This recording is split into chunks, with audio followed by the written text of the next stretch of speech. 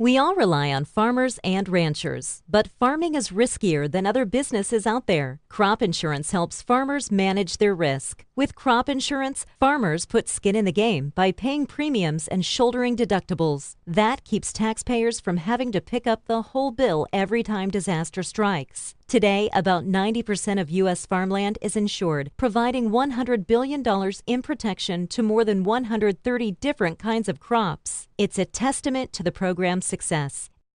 Thank you for joining us for our Agri-Pulse Washington Week in Review. I'm Spencer Chase, joined as always by Agri-Pulse Executive Editor Phil Brasher, discussing the week that was, agriculturally speaking, in Washington, D.C. And it was an action-packed week in Washington. It's one of the busiest ones I can remember in my tenure here at Agri-Pulse. I couldn't keep up frequently. I worked several 18-hour days trying to keep up with the rapid pace of things that were going on. But really... He's just kidding. A little. That's the thing.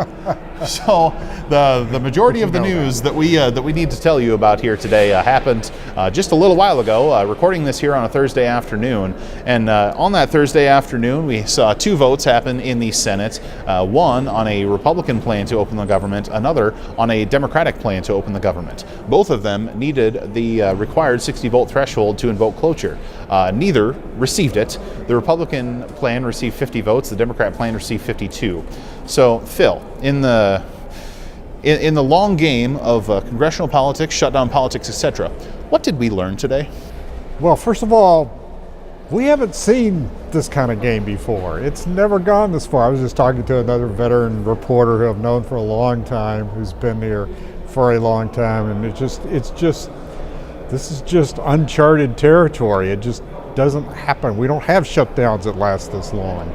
So, with that said, there is some tiny signs of movement. The Democrats are putting together a proposal to provide more than $5 billion in money for border security, but not for a wall, which is the core part of obviously the demand that President Trump is making. So, inches toward, but again, it doesn't give him the wall money. Mm-hmm. So. Here we are. We're finishing up the fifth week of this shutdown, and no end to it in sight. I also have to say the scene today around the Senate when they had these two votes was incredible. I can't recall that many reporters, that many photographers being in one place for waiting for the Republicans to come out. And also there was a group of about a couple of dozen House Democrats who walked over from the House chamber into the Senate chamber for the vote. Lots of with cameras whirring. But ultimately we're way short of 60 votes in both on both the House or on the Senate or the Democratic or the Republican plans. Mm-hmm. So, as you mentioned, kind of unprecedented territory that we sit in here. And really, a veteran reporter such as Phil Brasher saying that there's really no playbook for us to follow at this point. We know how to cover a farm bill. We know how to cover a trade agreement trying to get through Congress. We've seen it before. We've done it before. But a shutdown that, as of this week, has stretched into a month is I don't know about you. It's really testing my vernacular for how many different ways I can say shutdown, stalemate, standoff. There's only so many different ways to say this. But in farm country, there was a little bit of progress on the shutdown and alleviating the effects of it. This week, the Department of Agriculture announcing the Farm Service Agency offices across the country will be opened and providing a wider array of services than were previously available during the 3-day period that we discussed last week.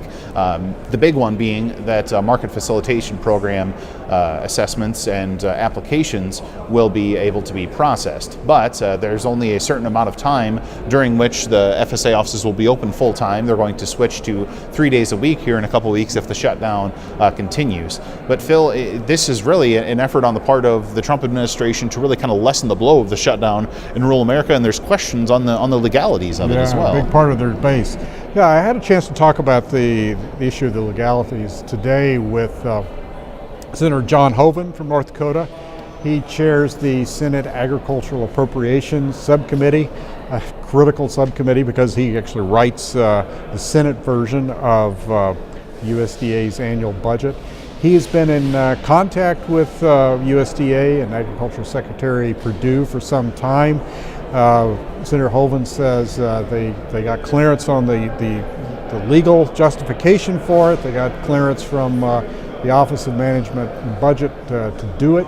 It took a little while. He said the temporary 3-day opening, which ended Tuesday, of the Farm Service Agency offices was sort of an interim measure, as he described it, while they nailed down the approval for going ahead with this full reopening of all of the offices, which took place today on Thursday.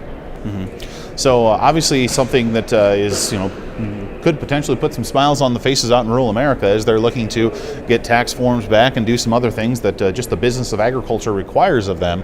But at some point, Phil and I anticipate we will be able to tell you on one of these videos that the shutdown is over. We anticipate that will happen. Can't say for sure when, but we anticipate we'll be able to say that at some point. And one other thing, I also asked Senator Hoeven about food stamps, SNAP, a Supplemental Nutrition Assistance Program. If he was concerned about that, now USDA has released the benefits for February early. They've gone out, but they don't have the money to cover March. And Senator Hoeven's reply was that they want.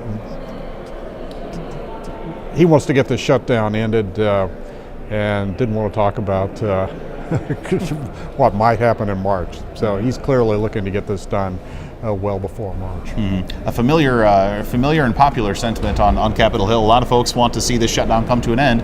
The vehicle to make that happen remains in question at this point. It's complicating everything. I mean, they can't even schedule hearings on appropriations on the fiscal 2020. Normally, in February, they would be starting to gear up with hearings to prepare the fiscal 2020 budget, the new budget.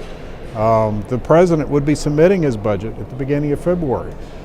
That's all being delayed, and so at some point, if you're Democrats in charge of the House, Republicans in charge of the Senate, you're just not getting anything else done on your agenda right now. Mm-hmm. So as we say. The government remains shut down, a 34th day as of time of recording, a 34th day that the government has been shut down. And like I said, we'll be sure to keep you up to date on how things are going, but not a ton of progress on that front made this week. We do know where the Senate stands on some issues, thanks to a few votes to put some people on record. But otherwise, no developments on the front, and we'll be sure to keep you up to date on anything that might change and how that will impact you in rural America. But I think that's going to do it for this week. For Phil Brasher, I'm Spencer Chase. Have a good one.